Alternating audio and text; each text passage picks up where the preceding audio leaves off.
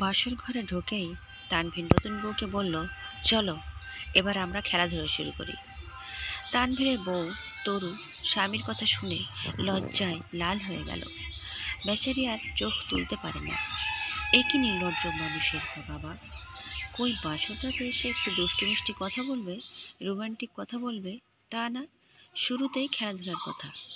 তরু লজ্জা লজ্জা গলায় মিনমিন করে বলে, বাড়ি ভর্তি মানুষ, আর আজ সারাদিন তো কম ধকল গেল না। খেলাধুলো না হয় আজ থাকুক, আজ আপনি ঘুমান। তানভীর হো হো করে হাসতে শুরু করলো। তরু অবাক হয়ে ভাবে, এই লোকটা এত নির্লজ্জ কেন? নতুন বউয়ের সামনে যে একটু লজ্জা লজ্জা ভাব নিয়ে থাকতে হয় সেটাও জানে না নাকি? হাসতে হাসতে তানভীর বলে, আরে বউ, তুমি আমার এই টায়ার্ডনেসের গল্প শোনাও। তুমি জানো আমার কত এনার্জি, আমার কত কারেন্ট। একবার আমরা বাকরিবিলিতে একটা ফিল্ড স্টাডি করতে গেছিলাম। সবাই যখন ফিশ মিউজিয়ামে মাছ দেখছে, আমি তখন 3 তলার ছাদ থেকে দিলাম এক লাফ। আমার কত কারেন্ট, বুঝতে পারছো? ওসব টায়ার্ডনেসের গল্প বাদ, খেলা আজ রাতেই হবে। বাসর রাতে না খেললে বিয়ে করার অর্থ কি? আমি তো খেলার জন্য বিয়ে করছি।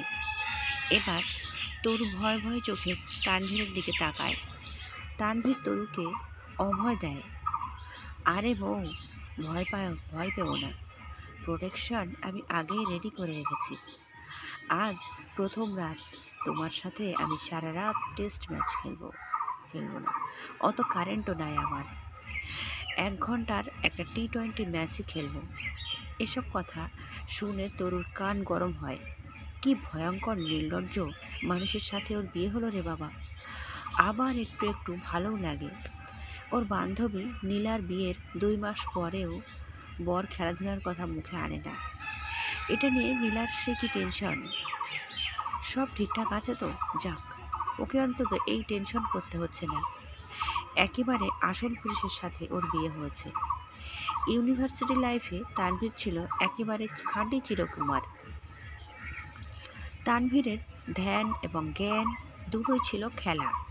ক্রিকেটে IPL, BPL থেকে শুরু করে ফুটবলের চ্যাম্পিয়ন্স লিগ, লা লিগা, প্রতিটি টুর্নামেন্টের পয়েন্ট টেবিল তানভীরের মুখস্থ বলে দিতে পারত।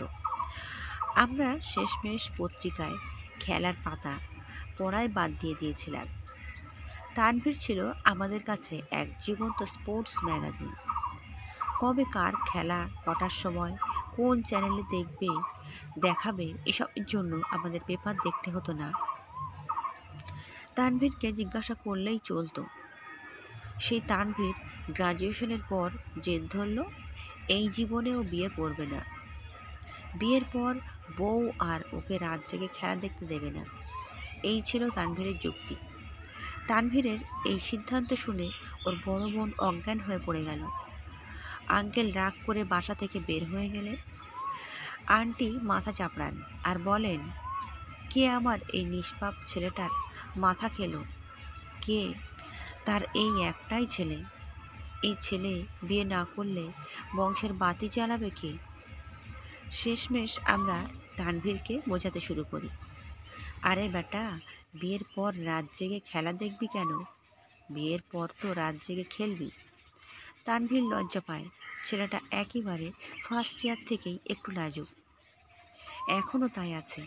যাই হোক, শেষমেশ তানভীর বিয়ের জন্য রাজি হলো। আমরা সবাই হাঁপ ছেড়ে বাঁচলাম। বিছানায় ওঠার আগে মুহূর্ত দরজায় খুট করে শব্দ হলো।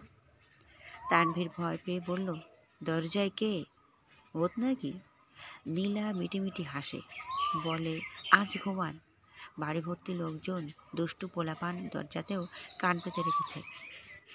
আজ রাতে খেলাধুলা করা সম্ভব নয়, কে না কে দেখে ফেলে। তানভীরের ভয়ঙ্কর মেজাজ খারাপ হয়। সে তার নিজের বিয়ে করা বউয়ের সাথে খেলবে? সে কি অন্য মেয়ের সাথে খেলবে, যে তাকে চোরের মতো খেলতে হবে? এই দেশের মানুষগুলো এমন কেন? তানভীর সিদ্ধান্ত নেয়, এই বাড়িতে নতুন বউকে নিয়ে আর এক মুহূর্তও না। কাল সকালেই বউ নিয়ে হানিমুনে চলে যাবে। 1 সপ্তাহ বা 3 দিন না, সে হানিমুন করবে টানা 1 মাস। এই 1 মাস শুধু খেলা হবে, আর কিছু না। ঘুমানোর আগেও তরুকে বলে হানিমুনের কথা। তরু খুশি হয়। ইস, কাল আসতে এত দেরি কেন? কোনোভাবে কাল সকালকে আজকেই এনে ফেলা যায় না?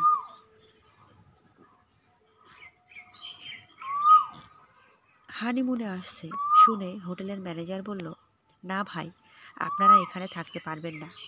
তানভীর অবাক হয়ে বলল, কেন? তেলতেলে হাসি দিয়ে ম্যানেজার বলল, আমাদের খাটগুলো পুরনো, নতুনদের খেলাধুলার চাপ নিতে পারবে না। আপনি অন্য কোথাও দেখেন প্লিজ। আশেপাশে তো হোটেলের অভাব নেই। আমাদের হোটেল নতুন দম্পতিদের জন্য না, আমাদের হোটেল পুরনো দম্পতিদের জন্যে, যারা খেলাধুলার বদলে ঝগড়া করে রাত পার করতে বেশি পছন্দ করে। তানভীর আর তরু নতুন হোটেলে খোঁজা শুরু করলো। তরু লজ্জার লজ্জা মুখে হঠাৎ বলল, প্রোটেকশন নিয়েছে তো? দেখো কোনো অ্যাক্সিডেন্ট যেন না হয় প্রথম দিনেই। তানভীর 32 জোড়া দাঁত বের করে হাতের বিশাল একটা ব্যাগ দেখায়। এই যে দেখো, ব্যাগ ভর্তি প্রোটেকশন। তরু ভয় পায়, খুশিও হয়। এতে মনে হয় পুরো ফার্মেসিটাই ব্যাগের মধ্যে ভরে নিয়ে এসেছে।